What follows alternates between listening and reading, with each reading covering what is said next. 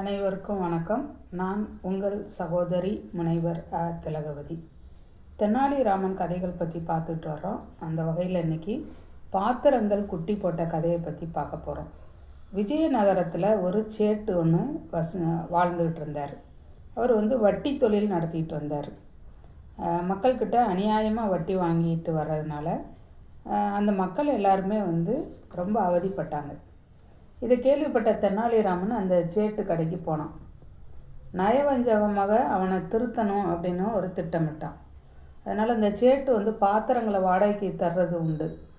ஒரு நாள் தெனாலிராமன் அந்த சேட்டு நபரை பார்த்துட்டு, என்னுடைய மகனுக்கு காதணி விழா இருக்குது, அந்த காதுகுத்து விழாவுக்கு வர்றவங்களுக்கெல்லாம் சாப்பாடு கொடுக்கணும், அதனால் சில பாத்திரங்கள் வாடகைக்கு வேணும் அப்படின்னு கேட்டான். விழா முடிஞ்ச உடனே கொண்டு வந்து தந்துடுறேன் அப்படின்னு சொல்கிறான். அதுபடியே அந்த சேட்டும் அந்த பாத்திரங்களை தெனாலிராமனுக்கு கொடுத்தான். கொஞ்ச நாள் கழித்து தெனாலிராமன் அந்த பாத்திரங்களோட சில சின்ன சின்ன பாத்திரங்களையும் சேர்த்து கொண்டு வந்து கொடுத்தான். இதை பார்த்த சேட்டுக்கு ஒரு ஆச்சரியம். நான் பெரிய பெரிய பாத்திரங்கள் தானே கொடுத்தேன், இந்த சின்ன பாத்திரங்கள் நான் கொடுக்கலையே, அப்படி இதை ஏன் கொண்டு வந்திருக்க அப்படின்னு தெனாலிராமன்கிட்ட அந்த சேட்டு கேட்டான். அதுக்கு தெனாலிராமன் சொன்னான், உன்னுடைய பாத்திரங்கள் குட்டி போட்டுச்சு, அதையும் உங்கள்கிட்ட திருப்பி கொடுக்குறது தானே முறை, அதனால தான் நான் எடுத்துகிட்டு வந்தேன் அப்படின்னு சொன்னான்.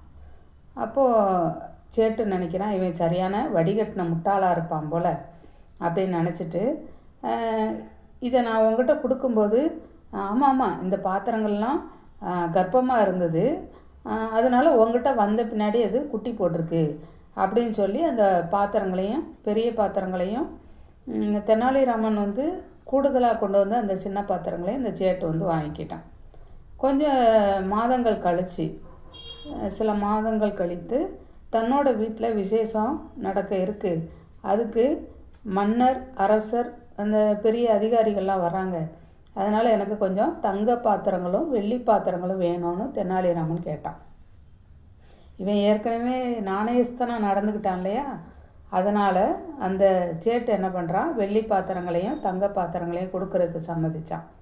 அப்போ கொடுக்கும்போது சொல்கிறான், என்னுடைய பாத்திரங்கள்லாம் கர்ப்பமாக இருக்குது, பார்த்து பத்திரமா எடுத்துகிட்டு போ, அது சீக்கிரமே குட்டி போட்டுரும், அந்த குட்டிகளையும் சேர்த்து கொண்டு வந்து தந்துரு அப்படின்னு சொன்னான்.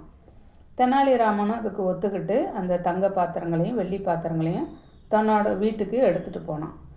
கொஞ்சம் மாதங்கள் ஆயிடுச்சு, பாத்திரங்களை திருப்பி கொண்டு வந்து தர்றதாக இல்லை.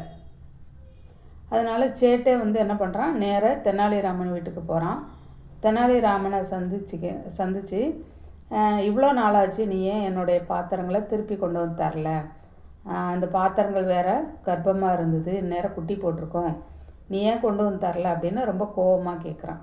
அதுக்கு தெனாலிராமன் சொன்னான், நீங்கள் வருத்தப்படுவீங்கன்னு தான் நான் உங்களை பார்க்க வரல, நீங்கள் கொடுக்கும்போது உங்கள் பாத்திரங்கள்லாம் கர்ப்பமாக இருந்தது, அது பிரசவ நேரம் போல், அந்த பிரசவத்தில் சிக்கலாக இருந்து எல்லா பாத்திரங்களும் இறந்து போச்சு அப்படின்னு சொன்னான்.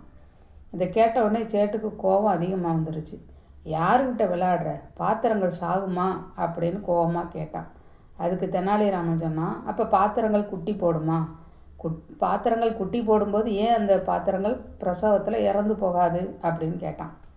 உடனே அந்த சேட்டு சொல்கிறான், என் கூட நீ வா, நம்ம மன்னர்கிட்ட போய் முறையிடுவோம், அவர் என்ன தீர்ப்பு சொல்கிறாரோ அதுபடி நாம் நடந்துக்குவோம் அப்படின்னு சொல்லி 2 பேருமே மன்னரை பார்க்க போகிறாங்க.